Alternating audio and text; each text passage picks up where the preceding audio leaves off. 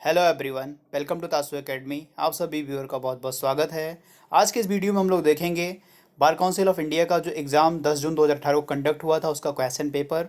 ये इनका 12वां शेड्यूल था, यानी 12वां एग्ज़ाम था। और 2020 में जो कंडक्ट होना है AIB का एग्ज़ाम, वो 15 नंबर का एग्ज़ाम है।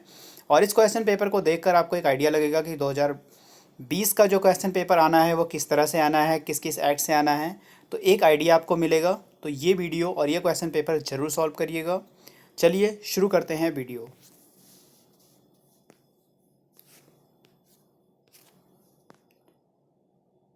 कुछ इस तरह का आपका क्वेश्चन पेपर होगा। पहला क्वेश्चन है, इसमें आप देख सकते हैं कि जो ये है BCI जून 2018 का लिखा हुआ है और AIB 2012 का क्वेश्चन पेपर है। पहला क्वेश्चन था कि सुरक्षित श्रमिक कौन है, who is the protected workman. तो इसका आंसर था वह श्रमिक जो स्थापत्य में किसी पंजीकृत व्यापार संघ का अधिशासी या पदाधिकारी है, वो सुरक्षित श्रमिक कहलाता है। तो पहला क्वेश्चन ये है।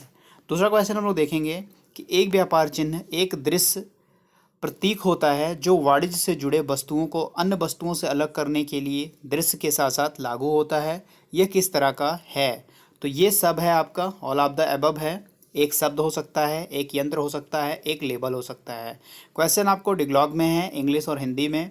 अगर आप इंग्लिश वाले देख रहे हैं तो इंग्लिश के क्वेश्चन पढ़िएगा। आंसर आपको मैं बता रहा हूँ कौन सा आंसर आपका सही होगा।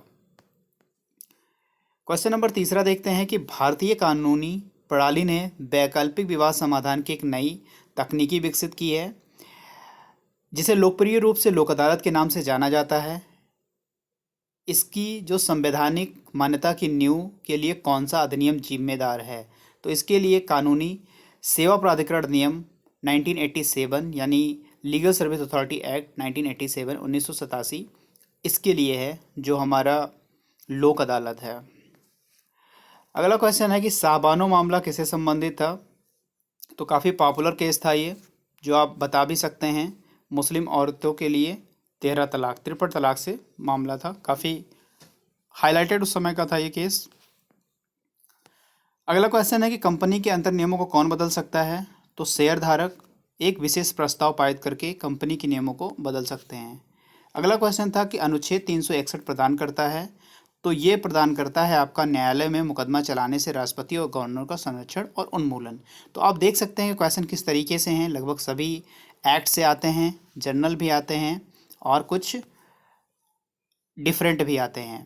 अगला क्वेश्चन है कि धार्मिक भावनाओं को आहत करने के लिए जानबूझकर इरादे से शब्दों के बोले जाने के साथ किस धारा के अंतर्गत निपटा जाएगा? तो ये IPC 298 धारा 298 IPC की, उसके द्वारा अगर धार्मिक भावनाओं से आहत करने के लिए जानबूझ इरादे से किया जाता है तो 298 में निपटा जाएगा। अगला क्वेश्चन है कि CRPC की धारा 320(1) के तहत आपराधिक धमकी के लिए IPC का कौन सा अनुभाग है? तो ऐसे क्वेश्चन देखिए जो 320(1) में पूछ लिए गए हैं। तो ऐसे क्वेश्चन के लिए आप बेयर एक्ट जरूर ले जाइएगा, जिसमें आप तुरंत देखकर ये चीज़ बता सकते हैं कि किस धारा में होगा। तो उसका आंसर होगा 506 में। अगला क्वेश्चन, इसमें कौन सा वैकल्पिक विवाद समाधान तंत्र का एक नवीनतम रूप है? तो ये आप देख सकते हैं कि जो अल्टरनेट डिस्प्यूट रेजोल्यूशन है, एक लोक अदालत है। इससे जुड़ा एक क्वेश्चन और भी आ चुका है कि लोक अदालत किस में डिफाइंड है? तो लीगल सर्विस अथॉरिटी एक्ट 1987 में डिफाइन है। अगला देखिए, इनमें से कौन एक नाबालिग मुस्लिम संपत्ति का कानूनी अभिभावक नहीं है? तो ये एक भाई जो है उसका संपत्ति का कानूनी अभिभावक नहीं होता है। मध्यस्थता और समझौता अधिनियम 1996 का भाग 3 औपचारिक रूप देता है। तो एक प्रोसेस ऑफ कंसिलेशन इन समझौते की प्रक्रिया को देता है। आप जब बेयर एक्ट ले जाएंगे तो आपको सीधा सीधा क्वेश्चन आप तुरंत देखकर, जैसे उसका अध्याय भाग 3 देखेंगे और तुरंत आप आंसर लगाएंगे। अगर आप बेयर एक्ट नहीं ले जाते हैं तो आपको काफ़ी डिफ़िकल्टीज़ का सामना भी करना पड़ेगा। इसलिए मैं आपको बार बार बोल रहा हूँ कि बेयर एक्ट सारे ले जाइएगा। अगला है कि संविधान में न्यायपालिका कार्यकारिणी से पृथक्करण किस अनुच्छेद में है? तो अनुच्छेद 50 में है। आरोपित किस धारा के तहत आरोपित मामलों में इन कैमरा परीक्षण का आयोजन किया जाता है?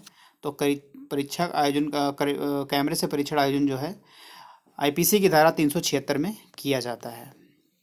अगला क्वेश्चन है कि राष्ट्रीय आयोग द्वारा उपभोक्ता संरक्षण अधिनियम 1986 की धारा 27 के तहत उत्तीर्ण आदेश के खिलाफ एक अपील है, तो वो सर्वोच्च न्यायालय में अपील होती है। कौन सी संस्था दुर्व्यवहार के लिए अधिवक्ताओं को दंड प्रदान करती है? तो ये देती है अनुशासनात्मक समिति जो होती है वो अधिवक्ताओं को दंड प्रदान करती है। अगला क्वेश्चन है कि मुख्य तहकीकात किसके द्वारा की जाती है? तो ये क्वेश्चन था, थोड़ा सा डिस्प्यूटेड था, इस पे ऑब्जेक्शन भी हुआ था और ये क्वेश्चन हटा भी दिया गया था। तो ये आंसर आप अपने से ढूंढ लीजिएगा। जलवायु परिवर्तन सम्मेलन किसका परिणाम था? तो रियो डी जनेरियो का। एक दो क्वेश्चन जनरल अवेयरनेस से भी आ जाते हैं। अधिवक्ता अधिनियम 1961 की धारा 24 से क्या प्रदान करती है? देखिए, मैंने आपको पहले ही बताया था वीडियो में कि एडवोकेट एक्ट जरूर आप ले जाइएगा, वो काफ़ी 2 3 4 क्वेश्चन वहाँ से आते ही आते हैं। देखिए, अधिवक्ता अधिनियम 1961 की धारा 24 से क्या प्रदान करती है, तो देखते हैं क्या प्रदान करती है। 24 से जो है प्रदान करती है बार या राज्य रोल में नामांकन के लिए स्वीकृति। ओके, अगला क्वेश्चन देखते हैं। तीसरी पार्टी जिसे ऋण या दावे को सुलझाने के लिए धन आत्मसमर्पण करने के लिए कानूनी नोटिस के माध्यम से निर्देशित किया जाता है। इसका क्वेश्चन ये है कि गर्निशी कौन है? गार्निशी कौन है? गार्निशी, इसका ए ऑप्शन सही है। एक तीसरी पार्टी जिसे ऋण या दावे को सुलझाने के लिए धन आत्मसमर्पण करने के लिए कानूनी नोटिस के माध्यम से निर्देशित किया जाता है, वो गार्निशी होगा।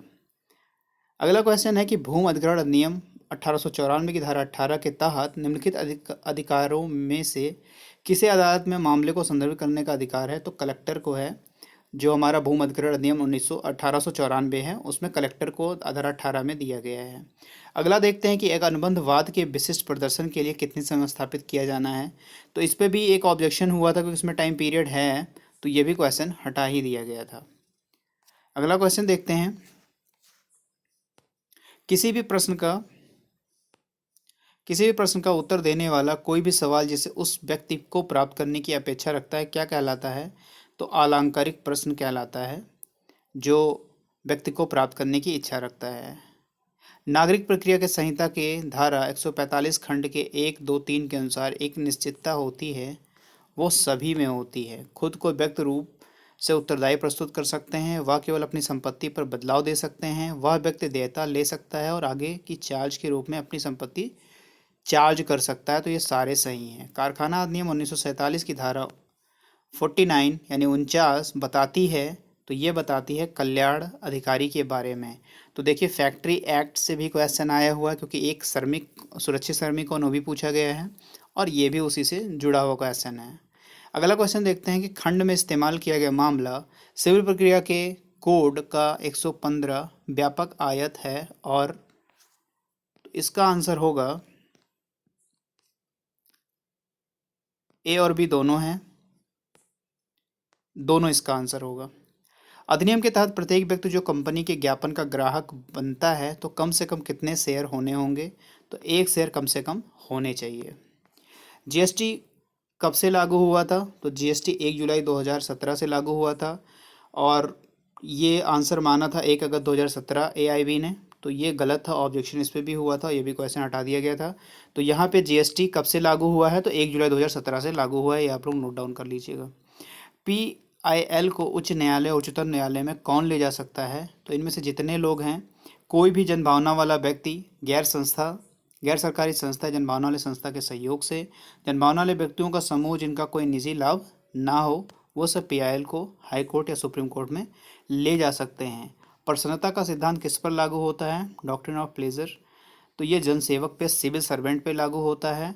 अस्थायी खाता संख्या यानी पैन को किसके तहत नीचे परिभाषित किया गया है? तो इनकम टैक्स एक्ट 1961 से परिभाषित किया गया है। तो जनरल क्वेश्चन ये भी हैं।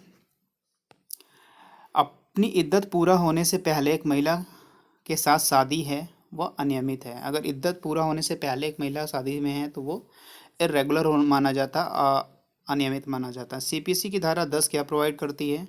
स्टे फॉर सूट, काफ़ी इजी क्वेश्चन है। सीपीसी 10। भारतीय साक्ष्य अधिनियम के अनुभाग 118 के तहत किस परिणाम को प्रस्तुत किया जा सकता है? तो सारे परिणाम को प्रस्तुत किया जा सकता है, जैसे एक पागल जो उसके किए गए सवाल को नहीं समझ सकता, बहुत वृद्ध व्यक्ति जो प्रश्नों का विवेक उत्तर नहीं दे सकता, एक विनम्र आयु व्यक्ति प्रश्नों का विवेक उत्तर नहीं दे सकता। ये सारे आंसर सही हैं। उच्चतम न्यायालय ने एमआर बम्बई बनाम भारत संघ के फैसला लिया था, किसमें लिया था? उसमें राज्य में राष्ट्रपति शासन से संबंधित था। ये पहला ऑप्शन सही है। अगला क्वेश्चन देखते हैं। झूठे कारावास के लिए मुआवजे के लिए एक वाद दर्ज करने की अवधि सीमा क्या है? तो 1 साल है झूठे कारावास के लिए। कारावास के समाप्त होने की तारीख से 1 वर्ष के लिए।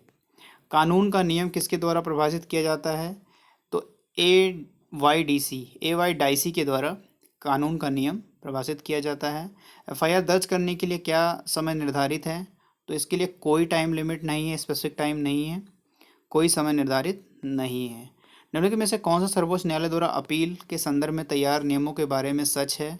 तो ये है दोनों, ए और बी दोनों है, यानी सिविल प्रक्रिया के कोड की धारा 4 के भीतर एक विशेष कानून और उन्हें अनुभाग पर प्राथमिकता लेनी होगी 114 या आदेश 47 के। तो दोनों इसमें आंसर सही होगा। अगला क्वेश्चन है कि परसुकी नियंत्रण क्षेत्र सूचना केंद्र सरकार द्वारा कब जारी की गई है? तो ये 1988 में जारी की गई थी। कानून के अनुसार वैध अभिभावक कौन होगा? तो वैध अभिभावक सभी हो सकते हैं जितने भी ऑप्शन में दिए हैं। एक व्यक्ति जो कानून अनुसार नाबालिग का प्रतिनिधित्व करता है, वो एक व्यक्ति जिसे न्यायालय द्वारा नियुक्त किया जाता है, एक व्यक्ति जिसे किसी अविवाहित बेटी का प्रतिनिधित्व करने के लिए अधिकृत किया गया हो, तो ऑल ऑफ द एबव होगा। विशिष्ट अचल संपत्ति की पुनः प्राप्ति परिभाषित है, तो ये परिभाषित है आपकी विशिष्ट अचल संपत्ति की पुनः प्राप्ति। ये भी ऑब्जेक्शन में था, तो ये भी क्वेश्चन हटा दिया गया था। इसका आंसर आप खुद से खोज लीजिएगा और कमेंट में करके बताइए उसका आंसर क्या है। संपत्ति कर अधिनियम की धारा 29 के द्वारा क्या है? तो एक अपील है इन सुप्रीम कोर्ट में अपील की जाती है। अगला है कि जिलाधिकारी भूमधिकरण अधिनियम 1894 के तहत इस अधिनिर्णय में किए गए सभी सुधारों में शामिल सभी व्यक्तियों को तत्काल क्या प्रदान करता है? तो तत्काल प्रदान करता है नोटिस, यानी सूचना प्रदान करता है। शिकायतकर्ता की परिभाषा किस खंड के तहत उपभोक्ता संरक्षण अधिनियम में वर्णित है? तो 2(1)(b) में वर्णित है, कंज्यूमर प्रोटेक्शन एक्ट। सिविल प्रक्रिया कोड में अंतर्विवेची वाद के वाद पत्र में किस आदेश और नियम के अंतर्गत आते हैं? तो ये भी ऑब्जेक्शन हुआ था, क्योंकि ये ऑर्डर 17 और रूल 10 होना चाहिए। तो इसका भी आप देख लीजिएगा क्या आंसर है। ये भी क्वेश्चन हटा ही दिया गया था। कमेंट करके बताइएगा क्या आंसर है। भारतीय तलाक कानून के अंतर्गत विवाह के विघटन के लिए एक आदेश पारित करना परिवार न्यायालयों के समवर्ती अधिकार क्षेत्र है। यह आदेश किस मामले में परिवर्तित किया गया था? तो उपरोक्त में से किसी में परिवर्तित नहीं किया गया था। अधिवक्ताओं के लिए दुराचार की सजा अधिवक्ता अधिनियम की कौन सी धारा में है? तो 35 में देखिए, एडवोकेट एक्ट से ये भी क्वेश्चन आप में पूछा गया है, तो एडवोकेट एक्ट जरूर ले जाइएगा। अगला है कि इनमें से कौन सा मामला जनाधिकार से संबंधित था? तो सभी मामले जनाधिकार से संबंधित है। विशाखा बनाम राजस्थान, मिनरवा मिल बनाम भारत संघ और नगर निगम रतलाम बनाम वर्दी चंद्र AIR 1980, सारे मामले जो हैं आपके जन अधिकार से संबंधित हैं। CRPC की धारा 239 के अधीन मजिस्ट्रेट क्या कर सकता है? तो CRPC 239 के अधीन मजिस्ट्रेट जो है यदि दोष आधार रहित है तो दोषी को रिहा कर सकता है। अगला है कि अनुच्छेद 213 ने राज्यपाल को अध्यादेशों को लागू करने का अधिकार दिया है। जब राज्य विधानसभा सत्र में नहीं है तब वो लागू कर सकता है। संविधान से भी काफ़ी 6-7 क्वेश्चन देखने को मिले हैं, ये आप देख लीजिएगा। और वस्तु विक्रय अधिनियम यानी सेल्स ऑफ गुड्स एक्ट 1930 की कौन सी धारा संबंध के अनुबंध में है? तो धारा 60 जो है उसके संबंध के अनुबंध में है। अगला देखते हैं। काफ़ी क्वेश्चन इसमें डिस्प्यूटेड थे जो AIB द्वारा हटा दिया गया था। कॉपीराइट अधिनियम में उल्लंघनकर्ताओं के खिलाफ आपराधिक कार्रवाई के किस प्रावधान में शामिल की जाती है? तो धारा 63 से 70 तक ये शामिल की जाती है। देखिए, कॉपीराइट का भी क्वेश्चन आपसे आया है, तो सारे बैरिट जरूर ले जाइएगा। भारतीय पंजीकरण अधिनियम की कौन सी धारा उपहारों और चल संपत्ति का पंजीकरण अनिवार्य करती है? तो अनिवार्य करती है धारा 17। सड़क परिवहन को नियंत्रित करने की राज्य सरकार की शक्ति मोटर वाहन अधिनियम 1988 के अंतर्गत किस धारा के अंतर्गत दी गई है? तो 67 ऑफ MB एक्ट 1988। तो MB एक्ट अब चेंज हो गया है, तो वो MB एक्ट से भी क्वेश्चन आते हैं, तो वो देख लीजिएगा आप। इनमें कौन सा निजी अधिकार नहीं है? तो आपको पता है कि सारे निजी अधिकार नहीं है। संपत्ति के अधिकार, स्वतंत्रता के अधिकार और शिक्षा के अधिकार, तो सारे जो हैं कोई निजी अधिकार नहीं है। धारा 61 में CRPC के तहत में से कौन सा सम्मन के बारे में सही है? तो सम्मन के बारे में सही है, सभी सही हैं। जैसे यह प्रक्रिया का हल्का रूप है, यह उपस्थिति के लिए है, और यह दस्तावेजों या चीज़ों का उत्पादन उत्पादन के लिए, तो उपरोक्त सभी सही होंगे।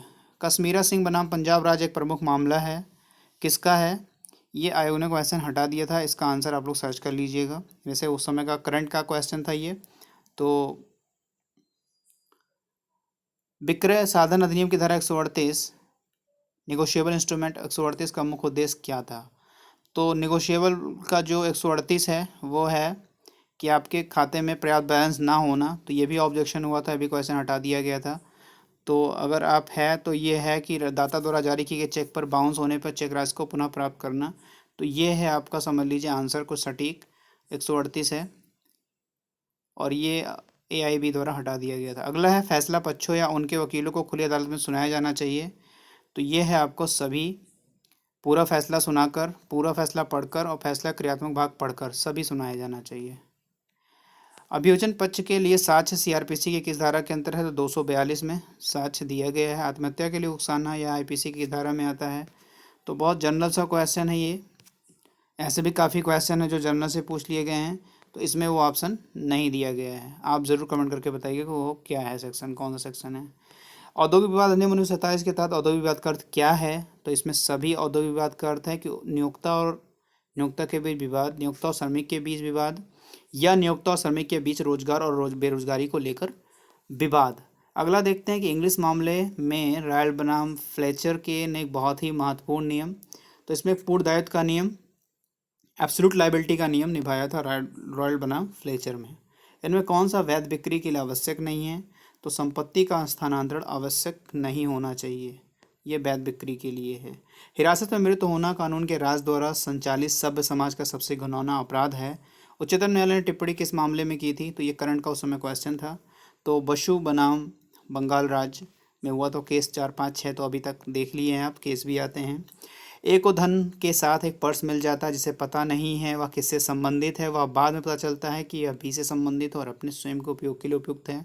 तो ए दोषी है, जो है क्रिमिनल मिस एप्रोप्रिएशन का आपराधिक दुरुपयोग का दोषी है। अगला क्वेश्चन देखते हैं कि आदेश 33 नियम 1 में पर्याप्त साधनों का अधिकार नहीं है। तो इसमें संपत्ति के लिए जिस पर याचिकाकर्ता का वास्तविक नियंत्रण होता है उसी के लिए इन्हें क्वेश्चन डायरेक्ट पूछे जाते हैं, आप डायरेक्ट जरूर लेकर जाइएगा, मैं बार बार आपको बता रहा हूँ। कानूनी सेवाएं प्राधिकरण एक्ट की धारा 22B के को केंद्रीय और राज्य अधिकारियों को सशक्त बनाती है ताकि वो लोक अदालत या अस्थायी लोक अदालत की शक्तियों को प्रदान कर सकें। भारतीय साक्ष्य अधिनियम कब लागू हुआ था? तो 1872 में भारतीय साक्ष्य अधिनियम लागू हुआ था। वकील के पेशेवर नैतिकता के संबंध में सही कथन कौन सा है? तो सभी सही हैं, ये भी देखिए एडवोकेट एक्ट से हैं। वकील को हड़ताल पर जाने या बहिष्कार के लिए कॉल देने का अधिकार नहीं है। कोई वकील किसी भी अवैध या अनुचित साधन द्वारा अदालत के फैसलों को प्रभावित नहीं करेगा। अदालत की प्रक्रिया का अपमान करने वाला वकील दोषी और दुर्व्यवहारी होगा, ये चीज़ें हैं। अगला है अधिकार प्रशासन किस प्रशासन का है? तो ये है फ्रांसीसी प्रणाली का है। साइबर अपराधों को किस अधिनियम में शामिल किया गया है? तो आईटी एक्ट। तो ये देखिए आईटी एक्ट से भी क्वेश्चन आया है, इसलिए सारे वेरिएंट जरूर लेकर जाइएगा। एक कुल्हाड़ी से काम कर रहा था, कुल्हाड़ी का सिर उड़ जाता है और पास में खड़े व्यक्ति की जान चली जाती है। अगर ए के हिस्से में उचित सावधानी बरती नहीं जाती तो उसका कर माफी योग्य है, अपराध ही नहीं है। किस धारा में निहित है? सेक्शन 80 में बताया गया है ये। दिल्ली घरेलू कार महिला फोरम बनाम union of India supreme court 14 इस जनहित याचिका में अदालत के सामने क्या मामला था? तो कुछ घरेलू नौकरानियों की दुर्दशा जिन पर सेना के पुरुषों द्वारा उत्पीड़न किया गया था, तो उससे संबंधित ये मामला था दिल्ली घरेलू का। अगला है साइबर कानून का कौन सा अध्याय डिजिटल हस्ताक्षर के लिए कानूनी मान्यता प्रदान करता है? तो ये अध्याय 3 है जो कानूनी मान्यता प्रदान करता है। एफआईआर क्या जानकारी देती है? तो एफआईआर जानकारी देती है एक संज्ञेय अपराध के आयोग को, एक संज्ञेय अपराध के आयोग को की जानकारी देती है एफआईआर।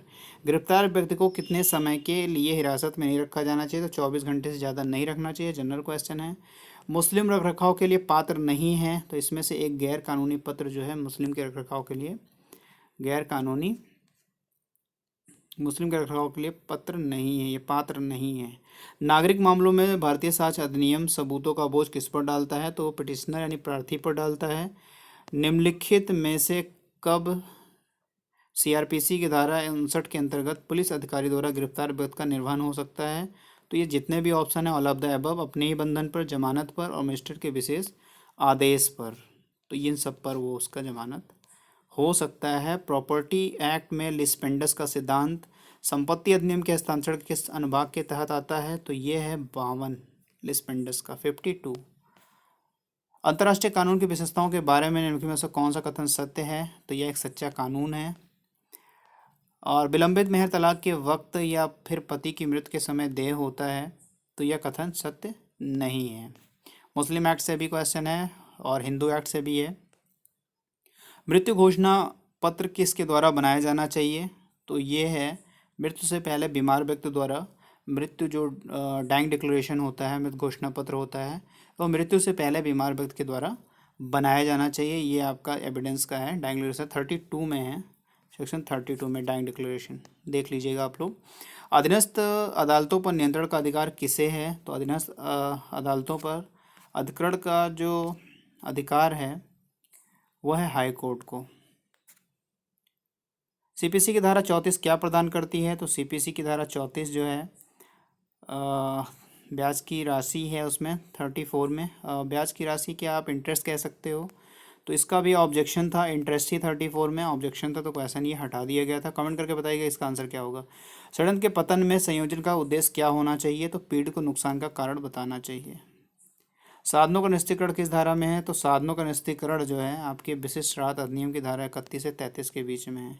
नियोक्ता द्वारा अन्यायपूर्ण श्रम अभ्यास है, तो ये सारे हैं इसके ऑल ऑफ द अबव। उत्पीड़न है, झूठे आपराधिक मामलों में उलझना है, बिना छुट्टी के अनुपस्थिति के झूठे आरोप हैं। अगला क्वेश्चन देखते हैं। राज्य तथा केंद्र के बीच वित्तीय संबंधों को संविधान में परिभाषित किया गया है, तो ये काफ़ी पेट क्वेश्चन उसका है। संविधान का अनुच्छेद 264 से 293 के बीच है। महात्मा गांधी जी को अहमदाबाद में जेल हुई और ब्रिटिश शासन द्वारा भारतीय दंड संहिता की धारा 124A के तहत किसके लिए मुकदमा चलाया गया था? तो ये भी काफ़ी इम्पोर्टेंट है।